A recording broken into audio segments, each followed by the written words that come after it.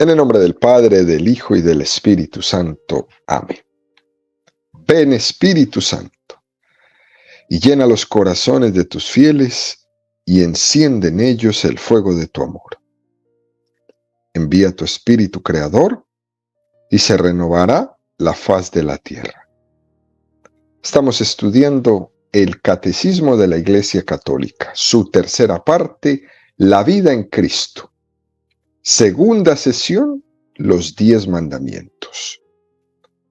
Entramos hoy en esta segunda sesión de la tercera parte del Catecismo. Iremos, queridos amigos, de la mano de Moisés subiendo el monte Sinaí. Vamos a recibir con él este regalo de Dios, de los 10 mandamientos, a recibir estas tablas de la ley. Iniciaremos este recorrido en los números 2052 y 2053 con el tema que tiene como título Maestro, ¿qué he de hacer para ganar la vida eterna? Es la manera como el Catecismo nos abre esta sesión de los 10 mandamientos con esta pregunta que nos regala el Evangelio de San Mateo 19:16, que es el encuentro de Jesús con el joven rico. Número 2052 del Catecismo de la Iglesia Católica dice: Maestro, ¿qué he de hacer yo y de bueno para conseguir la vida eterna? Al joven que le hace esta pregunta, Jesús respondió primero invocando la necesidad de reconocer a Dios como el único bueno, como el bien por excelencia y como la fuente de todo bien. Luego Jesús le declara: si quieres entrar en la vida, guarda los mandamientos. Y cita a su interlocutor los preceptos que se refieren al amor del prójimo: no matarás, no cometerás adulterio, no robarás, no levantarás testimonio falso, honrarás a tu padre y a tu madre. Finalmente, Jesús resume estos mandamientos de una manera positiva: amarás a tu prójimo como a ti mismo. Bueno, este es un número espectacular para empezar a subir el monte Sinaí. Es un número de introducción a los 10 mandamientos. Y es muy, muy interesante que empiece el catecismo hablándonos de el joven rico. Mateo 19, 16, 20. En esto se le acercó uno y le dijo: Maestro, ¿qué he de hacer de bueno para conseguir la vida eterna? Él le dijo: ¿por qué me preguntas acerca de lo bueno? Solo uno es bueno. Mas si quieres entrar en la vida, guarda los mandamientos. ¿Cuáles? Le dice él. Y Jesús le dijo: no matarás, no cometerás adulterio, no robarás, no levantarás falso testimonio, honrarás a tu padre y a tu madre, amarás a tu prójimo como a ti mismo. Dícele el joven: todo eso lo guardo desde niño. ¿Qué más me falta? Llama muchísimo la atención, ¿no? El hecho de que este joven recurra a Jesús como maestro. En el mundo judío se cuidaba con especial esmero ser un discípulo. Existían las escuelas rabínicas, o existen las escuelas rabínicas, y había un sentido muy acentuado de reconocimiento hacia los ancianos, hacia los sabios. Por tanto, en la cultura judía donde Jesús estaba, se subrayaba mucho el aspecto de autoridad y el aspecto de sabiduría. Los ancianos eran los que sabían. Y este joven llama a Jesús en el texto de Mateo maestro. Pero si vamos al texto de Lucas y de Marcos, le llama maestro bueno. Hay un añadido extra de la bondad. Él percibe en Jesús una sabiduría hacia la cual le tiene profundo respeto. Pero ese reconocimiento en la cultura judía hacía a los rabinos y maestros caer en algunos riesgos. Uno de ellos era que más que seguir al maestro, pues terminaban siguiendo a algunos maestritos, ¿no? Es decir, no seguir al Dios mismo, no ser siervo y servidor de la verdadera sabiduría divina. Ese era el gran riesgo. Es lo que nos enseña ese refrán que tantas veces hemos comentado aquí en el catecismo. Cuando el dedo apunta al cielo, el necio se queda mirando el dedo. En el mundo judío existía demasiado protagonismo, demasiada competencia entre las escuelas rabínicas con celos, peleas, afanes de protagonismo, etcétera, etcétera. Pero aquí este maestro enseña más con su vida que con su palabra. Es decir, en él la palabra y la vida se confunden. Jesús en ningún momento hizo alarde de ser un erudito o un conocedor de los pasajes de la Sagrada Escritura, en ningún momento. Pero ciertamente Él muestra que conoce las Sagradas Escrituras, pero sobre todo, lo que más muestra Jesús es que conoce el espíritu de esas Escrituras. Y esto es lo que es supremamente importante, queridos amigos. Porque muchas veces vemos que ciertas sectas por ahí conocen muchas citas de la Sagrada Escritura y las manipulan como quieren y las sacan de contexto y las ponen en función de lo que les interesa. Puede ser que alguien tenga mucha erudición, mucho conocimiento de las Sagradas Escrituras, como este hombre que está ahora escandalizando el mundo católico, ¿no? Y sin embargo, a pesar de tanta sabiduría y de tanta Biblia y de tantas citas bíblicas y de tantas cosas, sin embargo, no reconoce el espíritu que hay dentro de ella. Y reconocer este espíritu en la Sagrada Escritura es reconocer en Jesucristo la plenitud de la revelación. Fíjense, tantos pasajes del Antiguo Testamento, por ejemplo, ¿no? El que habla sobre lo puro y lo impuro, ¿no? Jesucristo derroga eso cuando dice, lo que entra por la boca no es lo que hace impuro al hombre, lo que lo hace impuro es lo que sale del corazón.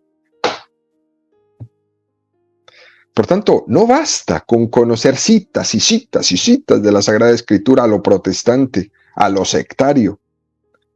Hay que conocer el espíritu de la Sagrada Escritura.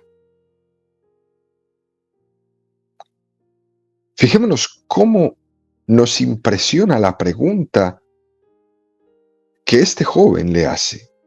Maestro bueno, ¿qué he de hacer para conseguir la vida eterna? Lo que quiere decir que este joven sabía cuál era el fin de su vida. Él sabía cuál era la meta de su vida. Porque cualquier otra meta que tengamos que no sea la vida eterna, no deja de ser un engaño. Las metas que no son trascendentes no llevan a nada.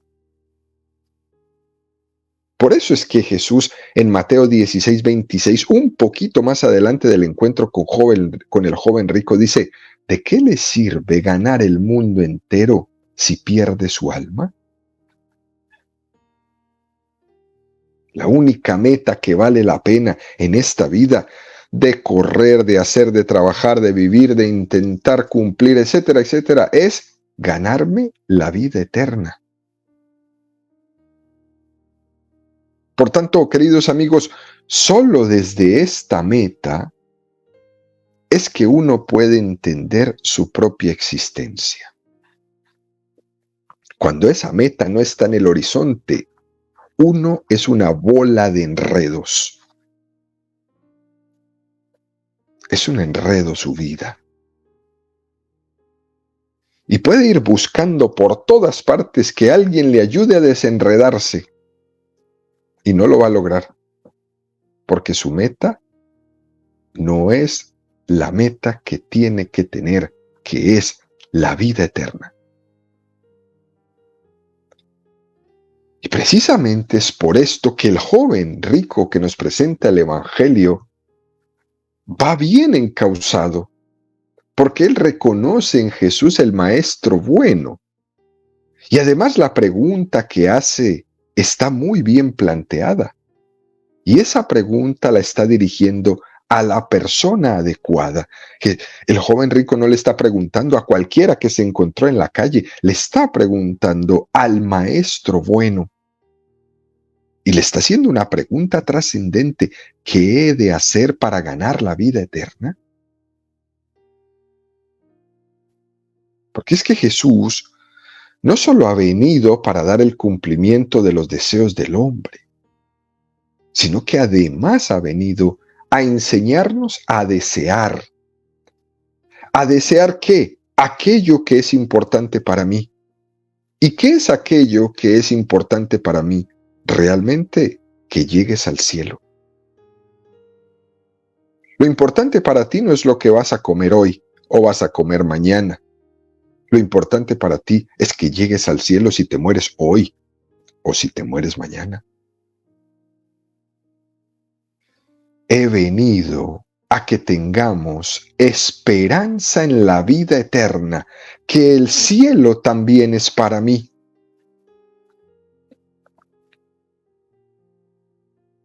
Que el cielo también es para mí. Jesús no ha venido, como alguno puede pensar, para colmar las expectativas materialistas, intrascendentes de los hombres. No ha venido a divertir a los hombres como parece hoy día, que todo el mundo va enloquecidamente buscando diversión. Jesús ha venido para que los hombres tengamos expectativas trascendentes. Jesús ha venido para que nosotros tengamos unos deseos que sean conformes a la esperanza. Jesús ha venido para que nosotros deseemos aquello que Dios quiere darnos. Jesús ha venido para abrirnos el horizonte, para hacernos ver más allá de nuestra nariz.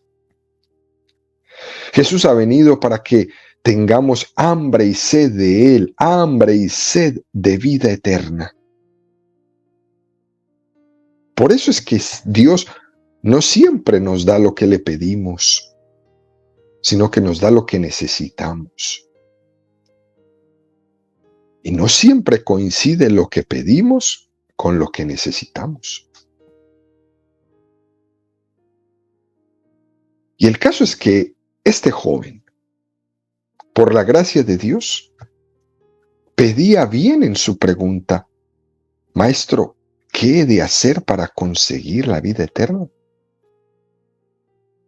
Y ante esa pregunta viene la respuesta de Jesús, que puede parecer sorprendente. Jesús le pregunta: ¿por qué me dices, Maestro bueno? Si solamente Dios es bueno. Le cuestiona al joven a la necesidad de dejar por sentado que solamente Dios es bueno, que es el bien por excelencia, que es la fuente de todo bien. Le responde Jesús como haciéndole otra pregunta: ¿tú sabes lo que has dicho? ¿Tú eres consciente de que estás reconociendo la presencia de la divinidad en mí?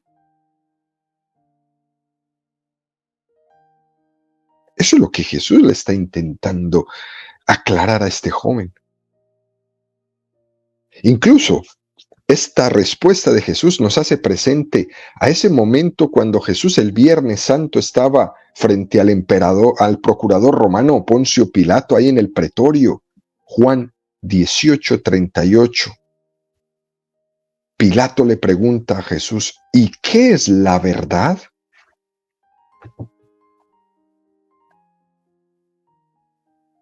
En Jesús se está aunando en este momento esos trascendentales de Dios: verdad, bondad, belleza. Solo Dios es bueno, solo Dios es verdad, solo Dios es bello. Este joven, sin darse cuenta, ha ido a preguntar ¿qué es lo bueno? Y se lo preguntó a quien es la fuente de toda bondad. Así como Pilato lo pregunta, ¿qué es la verdad? Y se lo pregunta al que es la fuente de la verdad. La estás viendo. Qué cosa más hermosa. Luego dice el catecismo en este número 2052, Jesús responde primero invocando la necesidad de conocer a Dios como el único bueno, como el bien por excelencia y como la fuente de todo bien.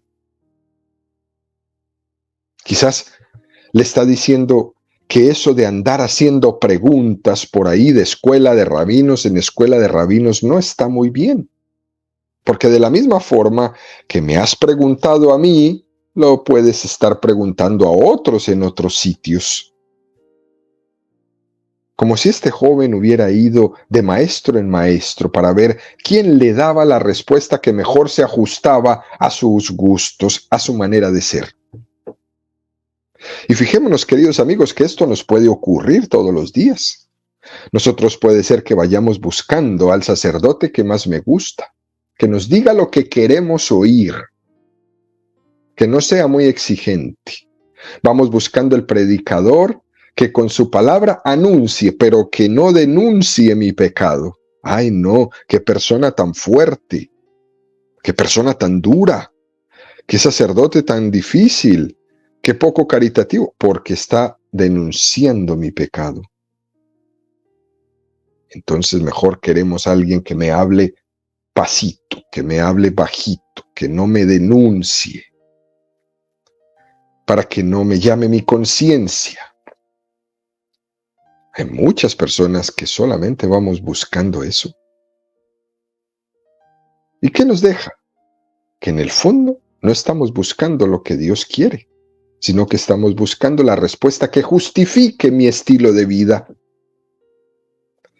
Y por eso llaman tanto la atención las sectas, porque ahí te dicen lo que quieres escuchar.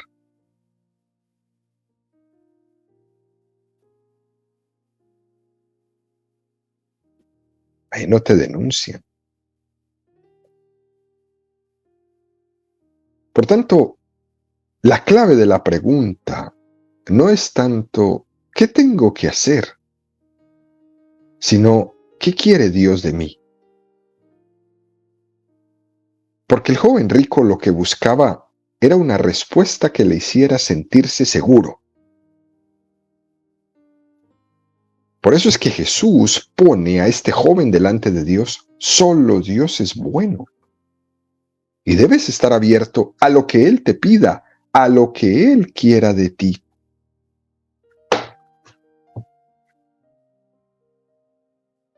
Pero es que las preguntas, dependiendo del espíritu con que en el que están hechas, van a obtener respuestas adecuadas o no.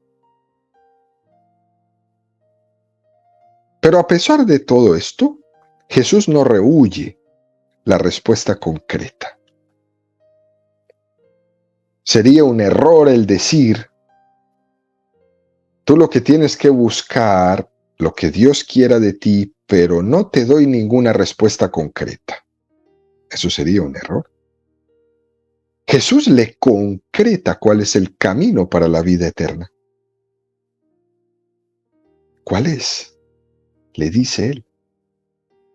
Y Jesús le responde, no matarás, no cometerás adulterio, no robarás, no levantarás falso testimonio, honrarás a tu padre y a tu madre, amarás a tu prójimo como a ti mismo. Después de decirle que solo Dios es bueno, para que su devoción y su confianza esté en Dios, le describe la manera concreta, las prescripciones que hacen referencia al amor al prójimo. Jesús recurre al decálogo, a los 10 mandamientos, y lo hace en orden que no era el orden tradicional que nos presenta el libro del Deuteronomio. Jesús usa otro nombre para presentarle al joven rico los 10 mandamientos, y lo hace desde los mandamientos del amor.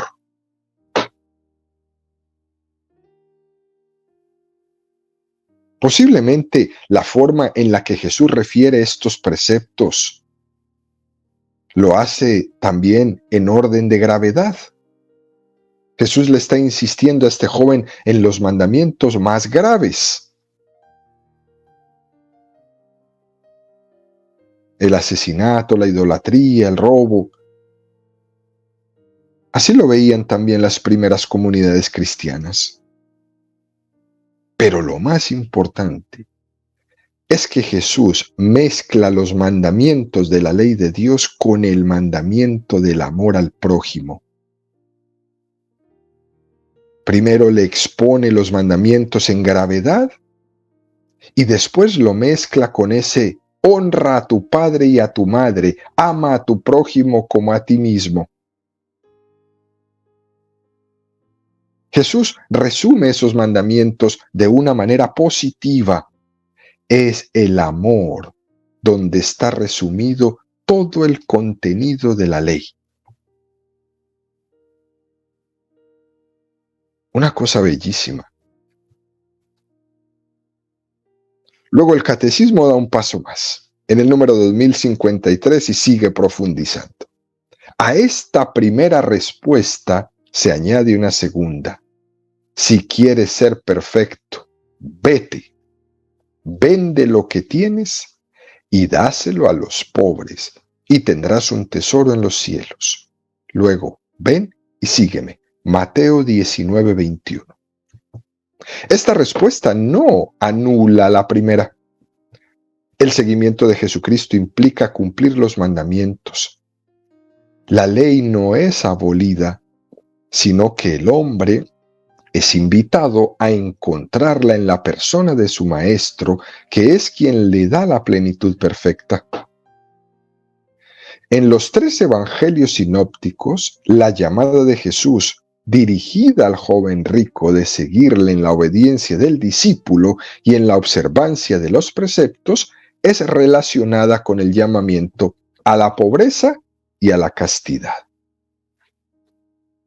Qué número tan hermoso este que nos presenta el catecismo en esta mañana, queridos amigos, para dar un paso más en esta subida del monte Sinaí, presentándonos algo que va de la mano con los 10 mandamientos, que son los 3 consejos evangélicos: la pobreza, la castidad y la obediencia. El Señor nos ha querido marcar un camino concreto para llegar a la vida eterna. El Señor es supremamente pedagógico con nosotros. Es un educador total, que no solo nos habla en lo abstracto de lo que es la voluntad de Dios, sino que tiene la misericordia de hablarnos, de concretarnos, de llamarnos la atención en unos focos concretos, para que no caminemos contrarios a la voluntad de Dios. Y entonces nos manda unas prescripciones conforme a su voluntad. El Señor se adelanta. El Señor se queda gozosamente mirando a este joven y le dice, cuando el joven le dice: desde joven he guardado estos mandamientos, ¿qué más me falta? Jesús lo mira, se asombra. Quizás nunca Jesús había escuchado de un ser humano algo así. Parecería a ojos humanos algo como de soberbia, ¿no? Yo desde joven he guardado estos mandamientos. Jesús se admira y le responde: si quieres ser perfecto, es decir, hasta este momento has sido bueno, has cumplido los mandamientos. Y Jesús le aplaudió. Ahora le da el paso a ser mejor. Si quieres ser perfecto, ya Jesús había anunciado perfectos como quién, perfectos como el Padre, ¿no? Si quieres ser perfecto, vende lo que tienes, dáselo a los pobres y tendrás un tesoro en los cielos. Luego ven y sígueme. Jesús no está jugando. Le está proponiendo el ideal más alto que puede tener un ser humano, ser perfectos como Dios. Tampoco Jesús está instituyendo una categoría de cristianos superiores. Jesús está hablando de una llamada de perfección que es para todos. Lo que le está diciendo es que si quiere llegar a la vida eterna, tiene que buscar lo que Dios quiere para él. Y Dios quiere ahora en concreto esto, que seas fiel a Él.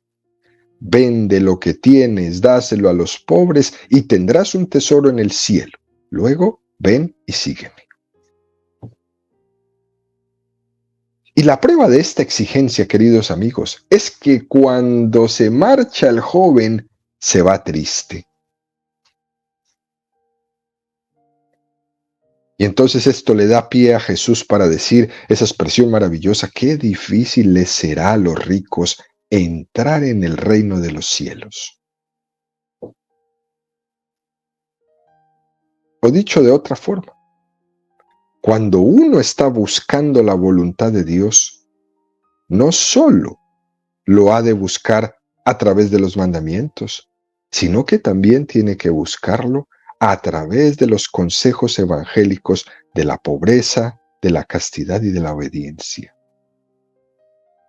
Esos tres consejos evangélicos, junto con los 10 mandamientos, forman una unidad en el Evangelio, una unidad en el seguimiento de Jesucristo, una unidad en la búsqueda de la voluntad de Dios. A veces, para poder cumplir los mandamientos, es necesario cumplir los consejos evangélicos. Y por supuesto, no se puede cumplir los consejos evangélicos sin cumplir los mandamientos. Y es el Espíritu Santo el que nos da la gracia para cumplir ambas cosas. En el caso del joven rico, vemos un ejemplo muy evidente. Él creía que con cumplir los 10 mandamientos ya la había hecho. Desde joven he guardado estos mandamientos. ¿Qué más me falta? Y entonces es cuando Jesús le muestra lo que le falta. Le muestra la voluntad de Dios para él, que era pasar a cumplir los consejos evangélicos. Y ahí es cuando el joven rico se queda desarmado. En esa palabra sincera de Jesús, el joven rico de repente descubre que él no buscaba la voluntad de Dios, que él lo que estaba buscando era un maestrito más, a quien hacerle una pregunta y que le respondiera lo que él quería, para irse contento y feliz. Ya, el maestrito me dijo que estoy muy bien porque cumplo los mandamientos. Ya, no necesito más nada.